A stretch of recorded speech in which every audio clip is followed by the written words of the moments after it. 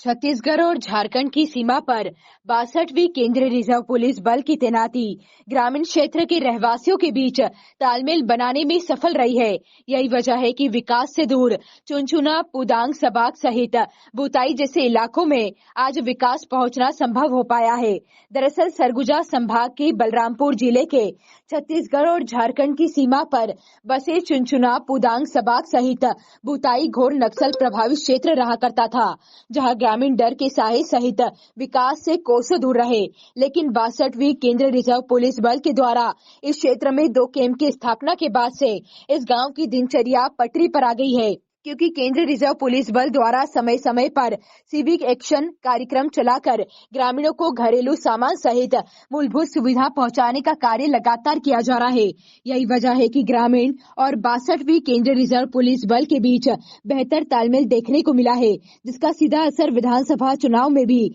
देखने को मिला, क्योंकि वोट प्रतिशत पहले के मुकाबले इस बार ज्यादा रहा है और आने वाले लोकसभा चुनाव में भी बेहतर परिणाम भी देखने को मिलेंगे। छत्तीसगढ़ और झारखंड की सीमा से सटे हुए पुंदाग और जो भुताई का जो क्षेत्र है, गत वर्ष हमारी 62वीं बटालियन के द्वारा एक एफओबी और साथ ही साथ एक जेटीएफ कैंप की स्थापना की गई थी। तब से लेकर आज तक लगातार हमारे द्वारा जो है विभिन्न प्रकार के सिविक एक्शन कार्यक्रमों के साथ साथ जो है मेडिकल कैंप्स का आयोजन लगातार किया जाता रहा है। इसका मुख्य उद्देश्य यहाँ की जो फोर्सेस है और जो आम जनता है उनके बीच में परस्पर जो है सौहार्द और जो है सुरक्षा की भावना का प्रसार करने के उद्देश्य इसका एक मुख्य उद्देश्य है। इसी कड़ी में आज हम लोग जो है हमारी जितनी भी कंपनियां हैं, पुंदाग है, चुनचुना है, सबाग है, यहाँ पर कुसमी है, वहाँ की जो भी तैनात कंपनियां हैं उसके आसपास का जितना भी क्षेत्र है वहाँ के ग्रामीण क्षेत्रों में वहाँ के ज़रूरतमंद लोगों के बीच में विभिन्न प्रकार की सामग्रियों का हम लोगों ने वितरण किया है, जिसके तहत हम लोग मच्छरदानी,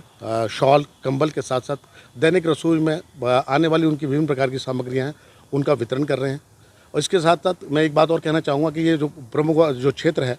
ये पहला मौका है इस बार के विधानसभा चुनाव में, जबकि यहाँ के जो पुंदाग और जो चुनचुना के जो बूथ हैं उनको स्थानांतरित नहीं किया गया। इसका मुख्य कारण था कि फोर्सेस की लगातार यहाँ पर उपस्थिति रही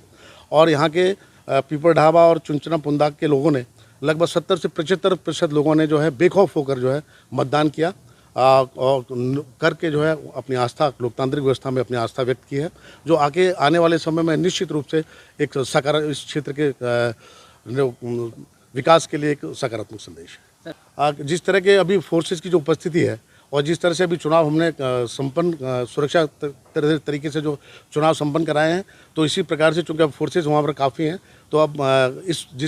इसी क्रम में आगे भी हम लोग इसी तरह से कार्रवाई करेंगे और लगातार हम एरिया डोमिनेट करते हैं और करते रहेंगे, जिससे शांति बनी रहे और जो